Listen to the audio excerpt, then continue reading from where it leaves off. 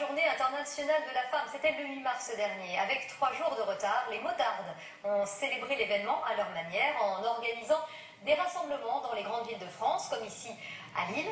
Il faut savoir qu'au moins 20% des personnes qui circulent en moto sont des femmes. Et de manière générale, le deux roues séduit de plus en plus la jante féminine. Les constructeurs d'ailleurs s'adaptent. Alexandra Colino et Jérémy Maud. Très pratique pour se déplacer ou pour promener son chien, de plus en plus de femmes comme Julie craquent pour un deux roues. En 2010, un conducteur de deux roues sur 5 était d'ailleurs une conductrice. On fait ce qu'on veut, on bouge d'un point à un autre, on gagne du temps, mini-jupe, tailleur, chaussures à talons, n'importe, on s'adapte. Et on a des bons accessoires maintenant aussi. Et oui, pas question de perdre sa féminité au guidon de ses engins, les équipementiers l'ont bien compris. Gants multicolores, bottes à talons et autres blousons en cuir sont aujourd'hui de véritables accessoires de mode, à commencer par le casque de plus en plus fantaisiste.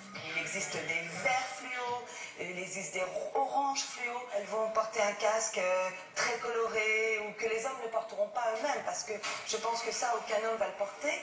Les constructeurs s'adaptent également à cette nouvelle clientèle en proposant des modèles plus légers et plus maniables, adaptés aux petits gabarits. Les clientes d'une célèbre marque américaine peuvent même customiser leur future moto.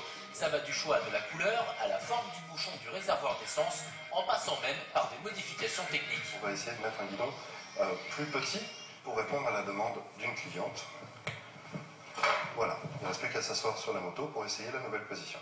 On a la possibilité de retirer la selle d'origine pour pouvoir mettre celle basse, pour répondre par exemple à la demande d'une femme qui voudrait avoir les deux pieds parfaitement par terre quand elle est sur sa moto.